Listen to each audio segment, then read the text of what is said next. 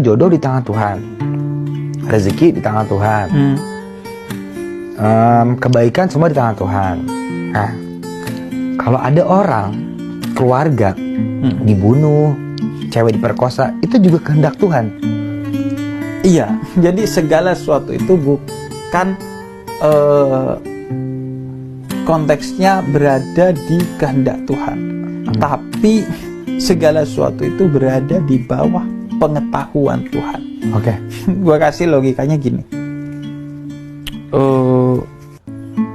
Dia membunuh pakai apa? Pisau katakanlah. Ya.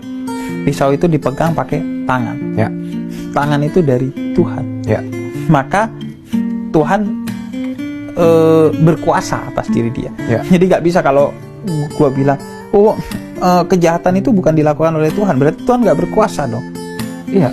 Di tangan orang yang jahat. Enggak, tangan yang digunakan untuk melakukan kejahatan itu dari Tuhan. Ya. Tapi apakah Tuhan juga ikut berdosa?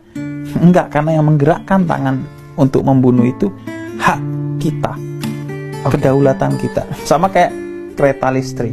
Listriknya dari Tuhan. Ya. Kalau nggak ada listrik, kereta itu nggak jalan. Artinya Tuhan berkuasa penuh atas kita. Tapi kalau nabrak itu kereta, apakah salahnya Tuhan atau salahnya listrik? Enggak, tapi salahnya masinisnya yang menabrakkan. Nah, masinis itu adalah manusia, kita, dan listrik itu adalah Tuhan. Jadi Tuhan itu berkuasa atas kita, tapi ketika kita menggunakan diri kita untuk keburukan, itu bukan karena Tuhan, tapi karena kita diberi free will, kebebasan oleh Tuhan untuk menentukan mana yang mau kita pilih, tapi ada konsekuensinya semua. Oke. Nah, dan itu semua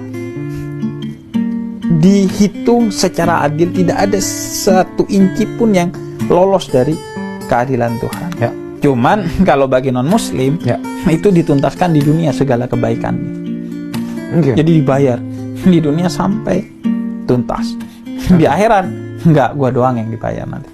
Oh, oke. Keyakinan gua ya. Di keyakinan Islam gitu. itu dibayar di Dan akhirat. itu bagi gua adil.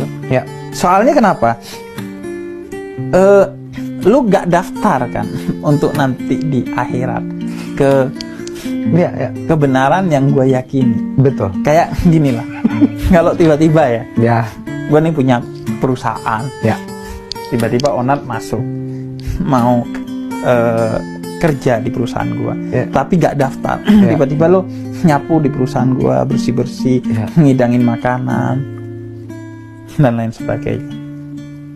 Lu berhak digaji nggak? Tapi gue nggak daftar. Nggak daftar. Nggak. Tapi karena Tuhan itu maha baik, tetap Tuhan kasih atas lo yang udah nyapu, nyediain makanan, minuman dan lain sebagainya. Tuhan kasih. Tapi berhubung lo nggak daftar, ya bukan dikasih sampai setara gaji, karena gaji itu hanya bagi yang daftar.